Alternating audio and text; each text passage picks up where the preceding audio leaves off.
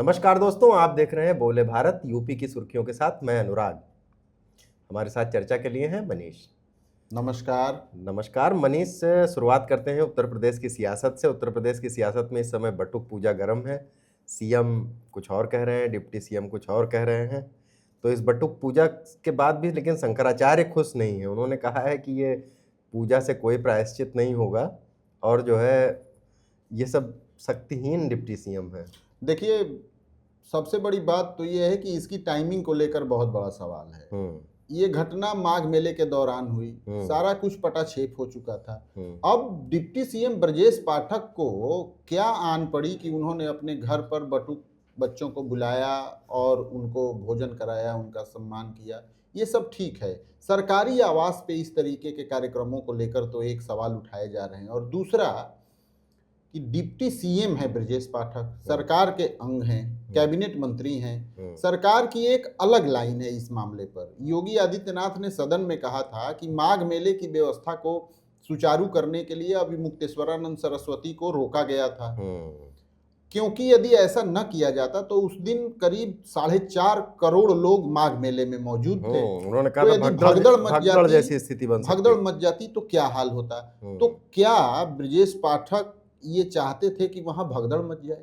लोग ये भी सोशल मीडिया पे सवाल पूछ रहे हैं अनुराग कि यदि अभी मुक्तेश्वरानंद सरस्वती के पक्ष में ब्रजेश पाठक खड़े हैं तो क्या वो ये, एक तो सरकार की लाइन से अलग उनकी लाइन है, और दूसरा ये कि क्या माघ मेले में भगदड़ की किसी भी स्थिति को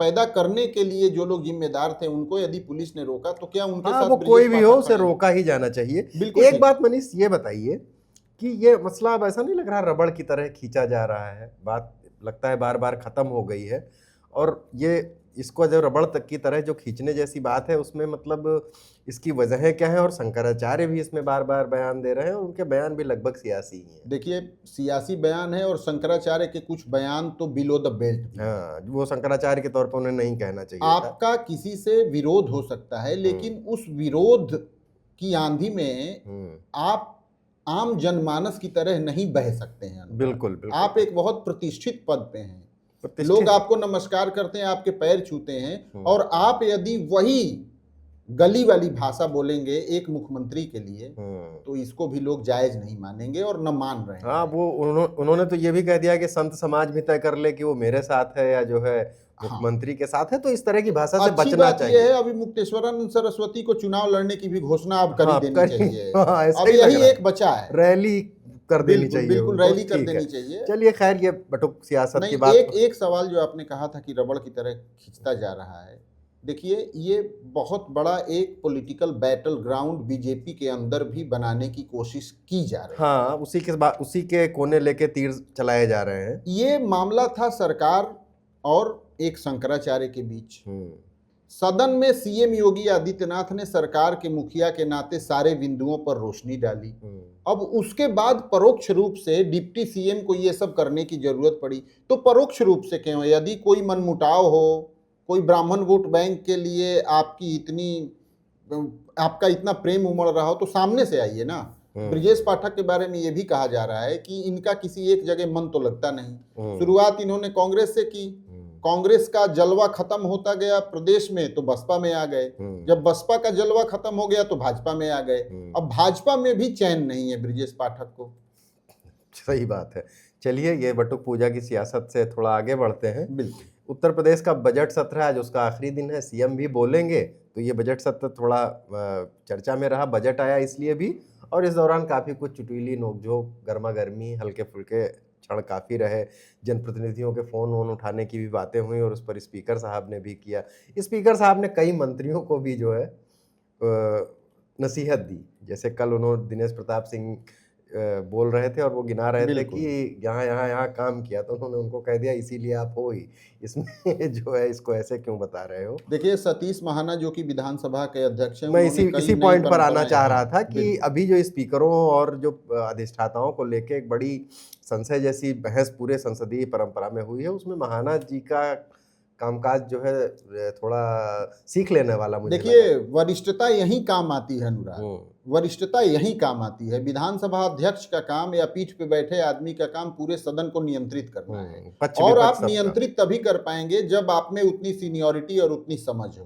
तो बजट सत्र अपना, उसमें बजट पेश हुआ, उस पर अलग अलग लोगों ने राय रखी। और एक और बड़ी बात है कि बजट सत्र क्या इतना ही लंबा होना चाहिए, इसे और थोड़ा लंबा होना चाहिए, इस पर बहुत डिबेट चलती रही है। और पिछले आरोप दिनों लगते रहे हैं कि उत्तर पिछले प्रदेश में दिनों, बहुत कम हाँ, विधानसभा के सत्र और उसका टाइमिंग बहुत बिल्कुल, कम तो हुआ। इसका भी कोई जवाब खोजना होगा खोजना कि होगा। जितना लंबा सत्र चलेगा, समुद्र मंथन जितना गहरा होगा, अमृत का घड़ा उतना ही बड़ा निकलेगा। बिल्कुल, और विधायक लोग मिले बातचीत करें तो बिल्कुल, ठीक ही है। एक खबर है, राजनीतिक चुटकी है दरअसल। ये हुआ ये कि चित्रकूट से लखनऊ से चित्रकूट के लिए एक बस सेवा का उद्घाटन होना था, और उसमें जो है परिवहन मंत्री दयाशंकर सिंह जी हैं, उनको हरी झंडी दिखानी थी। आशीष पटेल जो कि प्राविधिक शिक्षा मंत्री हैं, उनको भी जाना था।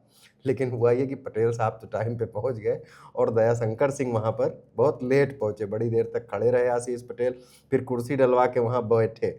दयाशंकर सिंह की लेट लतीफ़ी का एक और मसला भी ये था कि इंदिरा गांधी प्रतिष्ठान में एक कार्यक्रम था परिवहन विभाग का बहुत बड़ा। सीएम वहां पहुंचे थे तो उन्होंने कहा था कि कार्यक्रम का समय 11 बजे था, तो मुझे लगा था कि मंत्री जी 12 बजे आएंगे, तो इसी हिसाब से, लेकिन मुझे तो यहाँ आके पता चला कि ये 10 ही बजे आ गए थे। ये तो बहुत अच्छी बात है। तो ये राजनीतिक चुटकी थी। राहुल गांधी आज सुल्तानपुर आए हैं। एक पुराना मामला था उन पर। कर्नाटक चुनाव के दौरान उन्होंने ये कह दिया था कि जो पार्टी ईमानदारी की बात कर रही है उसके अध्यक्ष पर हत्या के आरोप है। उनका इशारा अमित शाह की तरफ था, जिसको लेकर सुल्तानपुर के एमपी एमएलए कोर्ट में एक मामला चल रहा है। बिल्कुल, बिल्कुल। उसमें वो आज पेश हुए और वहाँ जज के सामने पेश हुए, हाथ जोड़ को जज को प्रणाम किया। और खास ये रहा कि कचहरी में उनको माला वाला पहनाने की कोशिश की गई तो राहुल गांधी ने मना कर दिया, लेकिन पूरे शहर में सत्यमेव जयते के होर्डिंग्स लगे हुए हैं और काफी हुजूम के साथ राहुल गांधी वहां पर अनुराग, पहुंचे। यही सबसे बड़ी बात यह है, इसमें मैं एक जोड़ना चाहता हूं कि राहुल गांधी और प्रियंका गांधी उत्तर प्रदेश के दौरे पर मजबूरी में ही क्यों आते हैं। 2027 का विधानसभा चुनाव, या यूं कह लीजिए कि कोर्ट कचहरी के कहने पे ही क्यों हाँ, आते हैं? मतलब वही मजबूरी है ना। आपकी फिजिकल अपीयरेंस है यदि कोर्ट में, तो आपको आना पड़ेगा, नहीं तो वो कंटेम्प्ट होगा। अब सबसे बड़ी बात यह है कि राजनीतिक रसातल में जो कांग्रेस पहुंच गई है, उसके बारे में भी राहुल गांधी थोड़ा ध्यान दें। अन्य पार्टियों के अध्यक्षों पर, दूसरों पर तो टीका टिप्पणी करते हैं, बहुत अच्छी बात यह है, लेकिन अपनी सेहत पे थोड़ा ध्यान दें। तो संसद से निकल के सड़क की तरफ आए। हालांकि जो आप बात कह रहे हैं उसकी एक कोशिश तो उन्होंने की है, जिस तरह सिंबॉलिक तरीके से वो करते हैं। रामचेत मोची आपको याद होंगे, उनकी दुकान पर वो गए थे, वहां से जूता लिया था, उनकी दुकान पे बैठ के कुछ काम भी किया था। बिल्कुल, आज वो उनके घर भी गए, उनकी पोती को गोद में दुल रहा है। रामचेत मोची जी की तो मृत्यु हो चुकी है, उनको कैंसर था। उसको उन्होंने कुछ उनकी आर्थिक मदद भी की, तो उन्होंने परिवार को आश्वासन दिया कि आगे भी आर्थिक मदद करेंगे। हाँ, नहीं, ठीक तो है, इसको पॉलिटिकली डिकोड कर लीजिए अपने तो अपने इलाके में लोगों के घर जाएं, ये अच्छी बात है। हाँ, वो वहाँ के स्थानीय सांसद हैं, सांसद लेकिन इसके अलावा सूबे में और भी देखने की जरूरत है राहुल गांधी को और कांग्रेस को। मोहन भागवत जी आजकल उत्तर प्रदेश के दौरे पर हैं। लखनऊ में सीएम योगी से मिले थे, दोनों डिप्टी सीएम भी उनसे मिले थे। बटुक पूजा से भी उसके तार जोड़े गए थे, लेकिन अभी वो मेरठ गए थे।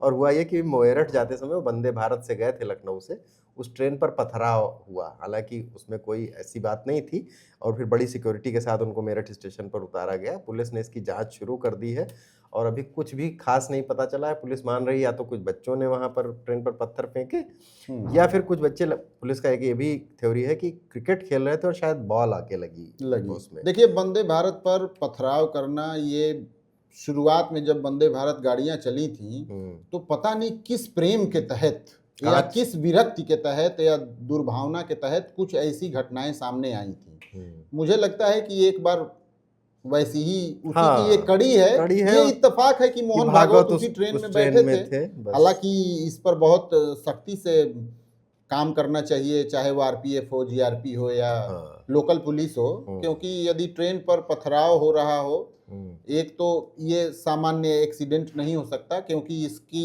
कड़ियां हैं। पिछले कई ऐसी घटनाएं हुई हैं जब वंदे भारत पर पथराव हुआ है। तो इसको देखना पड़ेगा कि ये खूबसूरत सी ट्रेन दौड़ रही है तो उसे पत्थर क्यों मारा जा रहा है। भाई, उस पर फूल बरसाना चाहिए, जैसा कि ब्रिजेश पाठक ने बटुकों पे किया। एक खबर ये है मनीष, कहा कि उत्तर प्रदेश में अब भूगर्भ जल का इस्तेमाल करने के लिए आपको लाइसेंस लेना होगा। और इसमें ये भी कहा जा रहा है कि निर्माण कार्यों में आप पेयजल का प्रयोग नहीं कर सकते हैं। तो इसका कैसे डिकोड करते हैं? फिर आप कहाँ से पानी लाएंगे घर बनाने के लिए? और लाइसेंस जैसी बोरिंग पर रोक तो काफ़ी दिनों से है, ये हम लोग पढ़ते सुनते रहते हैं, हालांकि होती भी रहती हैं। तो इसका क्या, ये वैसे सरकारी आदेश है या बस ऐसे खाना पूरी है या कुछ इसका मतलब? इसीलिए अनुराग इन सभी आदेशों का धरातल पर कोई बहुत मतलब नहीं निकल पाता है। क्यों?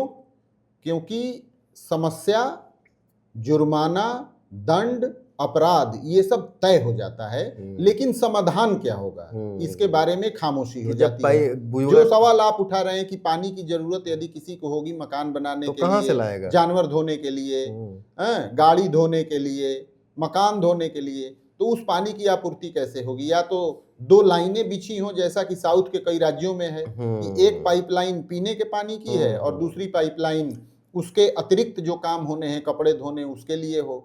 तो ये तो जवाब देना पड़ेगा। हाँ, बस उसमें अक्सर देखता हूँ ऐसे आदेशों में ये लिख दिया जाता है कि वाटर हार्वेस्टिंग सिस्टम, जो हम लोग 20 साल से सुन रहे हैं, वो कैसे कहाँ कितना काम कर रहा है, वो भी ये है कि वाटर हार्वेस्टिंग सिस्टम इतना उलझा हुआ तंत्र है कि सरकारी ऑफिसेज में उसको बनाया जाता है, लेकिन वो भी खाली बस कागज का पेट भरने। हाँ, एक बार इसकी पड़ताल भी होनी चाहिए कि कैसे कहाँ कहाँ काम कर रहा है। बिल्कुल। कुछ अपराध की खबरें हैं मनीष।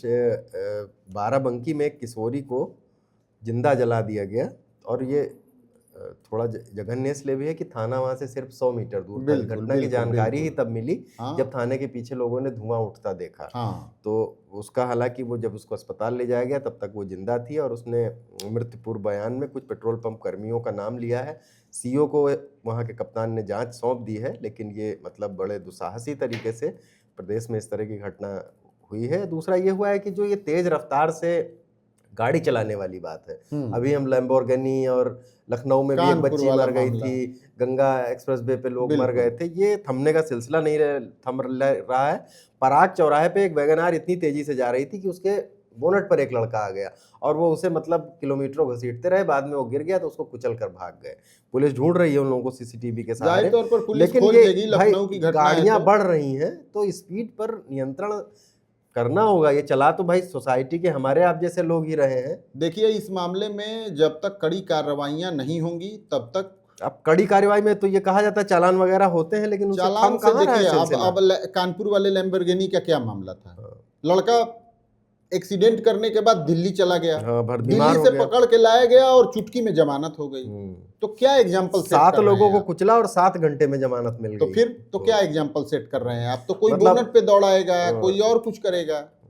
कि आप तेज रफ्तार से गाड़ी भगा रहे हैं, उससे हादसा हो जाए, कुछ हो जाए, तो शायद किसी को डर ही नहीं। जाहिर सी बात। तो ये आप सही कह रहे हैं कि चालान से इसमें आगे भी बढ़ना होगा और कुछ नजीर मिलेंगी, तब शायद लोग में कानून का खौफ हो। तो यूपी की सुर्खियां आज यहीं तक, कल फिर नई सुर्खियों के साथ मिलेंगे। देखते रहिए बोले भारत। धन्यवाद, नमस्कार। नमस्कार।